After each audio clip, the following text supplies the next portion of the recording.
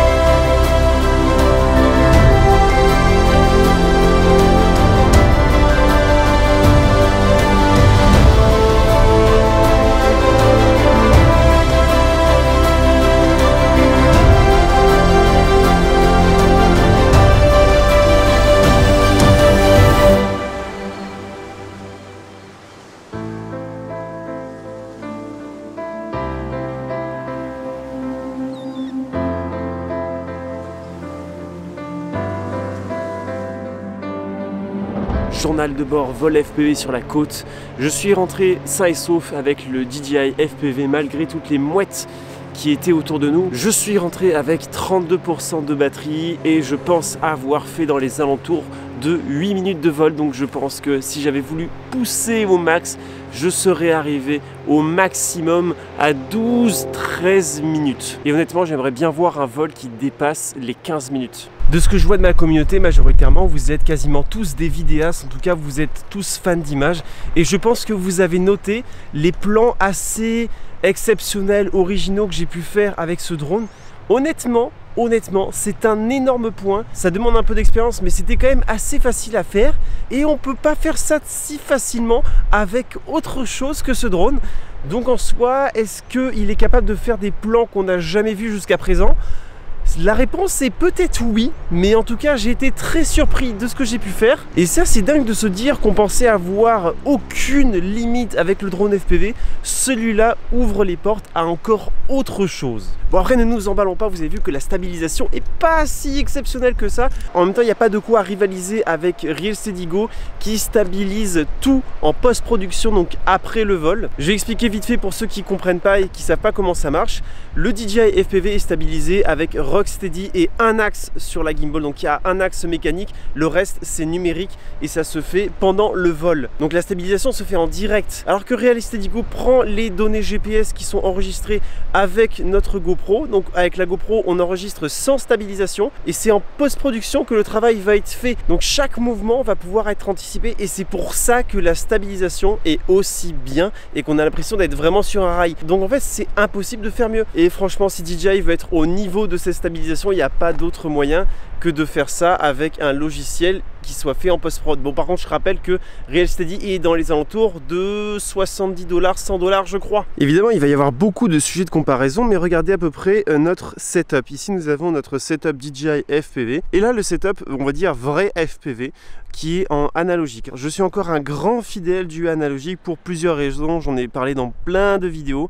Mais voilà à peu près ce qui se fait de mieux en termes d'analogique pour le cinématique. Parce que là, on a quand même un drone qui est aux alentours des 580 €, hein, sans compter la caméra qui va avec. Là nous avons les Fat Shark HDO, pas les HDO2, donc ça vous pouvez avoir un petit peu mieux encore aujourd'hui. Et là nous avons une Taranis QX7 avec un TBS Crossfire, et en fait avec cette configuration vous pouvez aller plus loin que ça et ce sera bien plus safe au niveau de la qualité de réception. La grande différence que nous avons ici, c'est que nous avons un drone qui est vraiment plus puissant, hein, même si les deux marchent en 6S, celui-là a des plus petites batteries, j'utilise des 1550 alors que lui a des 2000, mais c'est pas pour autant qu'il a une faible autonomie parce que je peux avoisiner aux alentours des 6 minutes de vol. Vous verrez que l'autonomie de celui-là est quand même très décevante par rapport aux attentes que j'avais et que vous aviez par rapport au spec. La grosse différence à noter, c'est que ça c'est un 6 pouces et ça c'est un 5 pouces. Le 6 pouces par sa longueur de pale et tout ça va bien plus facilement planer dans les airs que lui qui a déjà un petit problème dès la naissance au niveau de sa morphologie. Nous voilà sur le second spot de la journée. Le spot est vraiment sympa, en tout cas il a l'air. Et ce qu'on va faire là, c'est qu'on va d'abord commencer avec le FPV classique, comme ça moi je vais pouvoir anticiper un petit peu ce que je vais faire.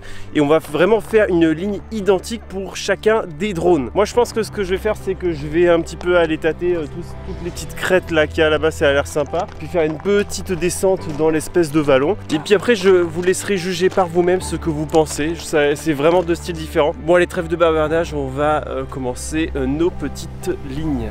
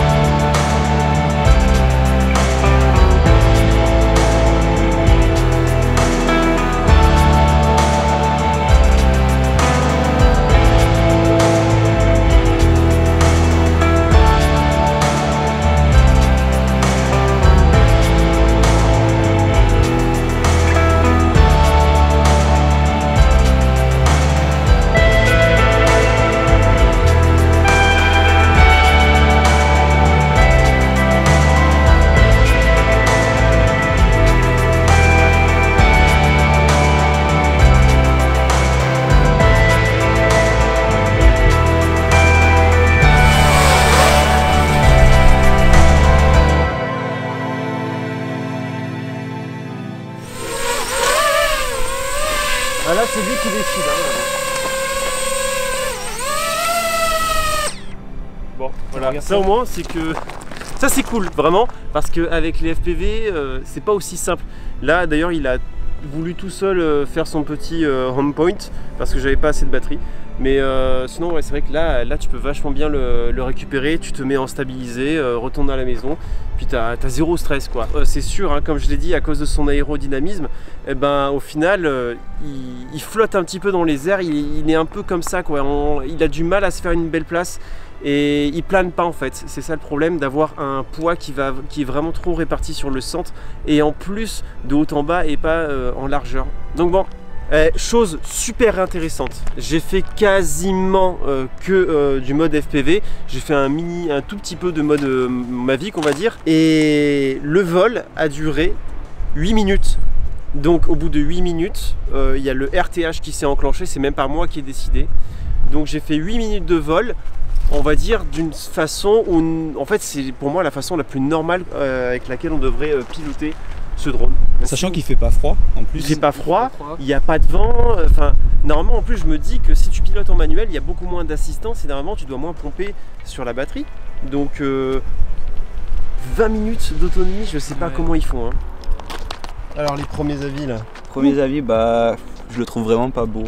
Enfin, après c'est une question de goût, hein. Mais après je le voyais plus gros que ça. Tu le sens, hein, c'est une brique le truc. Hein. Ouais. Bon, il est sympa quand même. Enfin, quand tu le regardes de face comme ça va. Mais après C'est particulier. c'est particulier la forme. La caméra haute, ça fait bizarre un truc. Ouais, il est comme ça. Bon, tu sens que c'est quali quand même. Hein. Tu sens que c'est du DJI. Ouais, à part les bras, je pense qu'ils doivent être. Ouais. Ça sonne creux les Il y bras. a tout qui est passé, c'est ça le truc. Mais non, en vrai, c'est bizarre de l'avoir en main quoi. Ouais. Ça y est quoi. Bon allez, Tiens, Elliot, fais tâter. tu vas voir comme il est lourd. Bah en vrai c'est quali. Hein. Bah, Mais c'est il est sûr. trop, il est trop. C'est... Ouais c'est ça, il est trop. En fait le problème c'est que regarde par rapport à ça, les nôtres ils sont ultra plats et lui il fait 3 quads de limite de hauteur quoi. Ouais, il fait la taille d'un Mavic Air, tu vois. Ouais. Vraiment. Là par contre la taille des moteurs c'est pas les mêmes. Un petit truc intéressant à noter aussi, ça va être beaucoup plus facile de faire du Razmot avec ça qu'avec ça. Pourquoi? Vous voyez avec ces deux caméras, on est d'accord? Plus la caméra sera orientée vers le sol et plus ce sera facile pour savoir un petit peu où est le sol par rapport à votre caméra. Donc là, si je fais un Razmot, ma marge, je sais à peu près ce que c'est. Alors que si je fais du Razmot, ce qui va toucher, en fait, on a quasi 10 cm en fait entre notre caméra et le bout de notre quad. Donc pour du Razmot, franchement, c'est beaucoup plus stressant parce qu'on a du mal à savoir un petit peu la limite de notre drone en fait par rapport au sol. Donc c'est pour ça que vous avez vu que je ne me suis pas du tout amusé à faire du Razmot parce que vous le voyez en fait les angles de caméra sont pas du tout les mêmes parce que là la caméra sur un vrai FPV, eh ben, elle est quand même bien plus ergonomique. Et pourquoi mes vidéos et mes vols ne ressemblent pas à ce qu'on a pu voir dans les vidéos sponsor? Parce que tout est dans le montage. Vous pourrez constater par vous-même, la plupart des plans ne durent pas plus de 5 secondes. On a majoritairement des plans courts avec beaucoup de slow motion, ce qui peut parfois donner l'illusion que le drone est plus stable et plus efficace que ce qu'il ne l'est en réalité. Maintenant qu'on a compris ce à quoi on pouvait s'attendre au niveau des images et du pilotage, je pense qu'il est temps de se demander à qui ce drone peut être destiné. Et pour y répondre, je vous propose de faire la liste des points positifs et négatifs du DJI FPV. Donc on va commencer d'abord avec les points positifs, hein, c'est toujours plus agréable. Alors déjà, ce que je note, c'est que l'apprentissage est bien plus facile. Il est, comme on dit, ready to fly. On l'achète, on met à jour, il est prêt à voler, à décoller et à faire des images. Les différents modes de vol vont pouvoir nous initier petit à petit sans trop qu'on se stresse à faire du drone FPV et à se lancer dans le full manuel. Mais ça n'empêche qu'il faudra quand même s'entraîner sur simulateur et de ce que j'ai compris pour l'instant il n'est accessible que sur iOS donc c'est un peu compliqué de s'entraîner sans avoir de quoi s'entraîner en fait. Donc comme je le disais avec ça, ce qui est bien c'est que pas besoin de s'y connaître en électronique, pas besoin d'aller chercher quel ESC, quel VTX c'est bien et tout ça, pas de problème de soudure. Alors, si vous êtes nul en bricolage ou que vous n'avez pas le temps, vous avez besoin de rien faire avec ce drone. Moi vraiment ce que j'ai le plus apprécié c'est la qualité du retour vidéo qui est exceptionnelle. C'est encore mieux que le système HD Air Unit qu'il y a sur les FPV classiques et ça nous permet vraiment de tout voir. Donc certes il va y avoir un petit peu de latence comparé à de l'analogique, mais c'est tellement un régal de regarder ces images, même si c'est pas très stable dans les airs, ben, au moins on a cette belle image. Ce qui va beaucoup être apprécié des débutants, c'est que le décollage et l'atterrissage est extrêmement facile. Ça ressemble vraiment, enfin c'est identique au décollage et à l'atterrissage d'un Mavic. C'est en mode stabilisé, vous enclenchez, vous décollez, tout ça, c'est vraiment pareil. Alors que le décollage et surtout l'atterrissage en FPV, c'est la chose que tous les débutants redoutent le plus au début. C'est pas pour rien qu'au début à chaque fois on lançait notre drone dans les buissons pour atterrir. Et un autre point positif pour les débutants, c'est ce petit bouton panique, le bouton pause qui vous permet d'automatiquement arrêter le drone, qui se remette en stabilisé et qui ne bouge plus du tout. Là vous allez pouvoir reprendre votre souffle et puis après reprendre votre vol tranquillement. Mais attention parce que si après vous voulez vous initier au vrai drone FPV, ça c'est un réflexe qu'il va falloir vite enlever. Donc ce que j'avais noter aussi, c'est que je trouve que la radiocommande est vraiment très bien pensée. Je l'aime beaucoup, mis à part les sticks qui sont un poil petits pour les grandes mains que j'ai, enfin en tout cas pour tous ceux qui ont des grandes mains. C'est un drone FPV homologué qui vous permet de faire des prestations avec, vous avez besoin de rien d'autre. C'est beaucoup plus pratique qu'un FPV que vous aurez construit avec vos mains, mais ça n'empêche que personnellement, vu la qualité des images, jamais je proposerai une prestation avec une qualité comme ça. J'ai beaucoup aimé aussi le mode spectateur sur téléphone, vraiment ça permet de partager son vol très facilement. Donc ça c'est aussi un bon point parce que ça permet de rendre l'activité un peu plus sociable. Et pour terminer avec les points positifs, en fait ce serait éventuellement, c'est peut-être un point positif si dans l'avenir c'est comme ça. Parce que si un jour ils rendent la radiocommande et le masque V2, donc qui va déjà être compatible avec des Air Unit V2, donc on va pouvoir mettre sur de vrais drones FPV, là ça va être très intéressant pour les débutants de commencer avec ça et de pas perdre trop de sous s'ils veulent vraiment débuter plus tard dans le FPV. Donc je répète, si vous achetez ce petit bundle et que plus tard il y a un Air Unit V2 qui se lance et que vous avez déjà la radiocommande et le masque, et bien en fait vous aurez juste besoin d'acheter un Air Unit et un drone. Ça serait vraiment cool. Il y a intérêt qu'ils fassent ça, sinon je comprendrais vraiment pas le principe.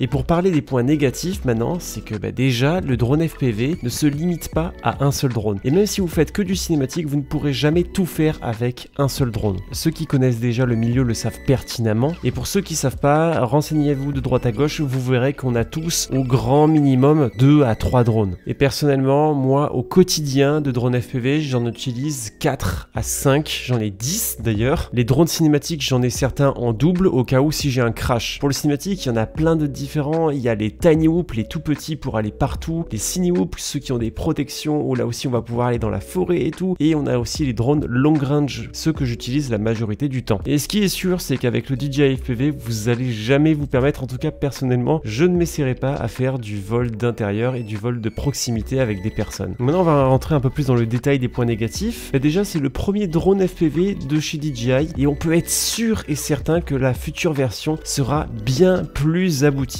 Parce qu'évidemment, s'ils font un premier produit déjà parfait, ça sert à quoi d'en acheter un nouveau? Ce qu'il faut rappeler qu'ils sont un petit peu vicieux chez DJI. Rappelez-vous, il n'y a pas si longtemps que ça, ce qu'ils ont fait avec le Mini et le Mini 2. Donc si vous n'êtes pas pressé, franchement, ne foncez pas sur ce drone. Ensuite, moi je le trouve très encombrant et très lourd. Comme je l'avais dit dans ma précédente vidéo, les drones FPV classiques, nous on les attache à l'extérieur du sac. On n'a pas peur que ça s'abîme, c'est du carbone. Tout est bien protégé, donc franchement, à l'extérieur du sac, ça passe super bien. Celui-là, tout est de plastique, donc si on tape quelque part à un mauvais endroit ou qu'on le pose brutalement par terre, j'ai un peu peur pour le drone. Donc il prend de la place à l'intérieur du sac et ça, en tout cas pour moi vidéaste, j'ai un peu du mal et c'est beaucoup de sacrifices. Et alors pour ceux qui se demandaient si on pouvait faire des plans cinématiques style Mavic, honnêtement si vous en avez déjà un, mais gardez-le, ne remplacez surtout pas votre Mavic, que ce soit un Mini 2, un Mavic 2 Pro, etc. Vous ne serez jamais capable de faire ne serait-ce que la moitié de ce qu'un Mavic peut faire. Et pourquoi me diriez-vous? En fait tout simplement parce que le DJI FPV, comme tous les FPV, c'est fait pour aller tout droit. C'est rarement fait pour faire des mouvements latéraux. Donc les mouvements latéraux, c'est clairement une catastrophe. J'ai essayé de faire des plans latéraux et vraiment ça rend pas bien. Et surtout avec une caméra qui est stabilisée mécaniquement avec un seul axe. Et en plus de ça, c'est un autre point négatif, c'est que si vous êtes dans l'optique de remplacer votre Mavic,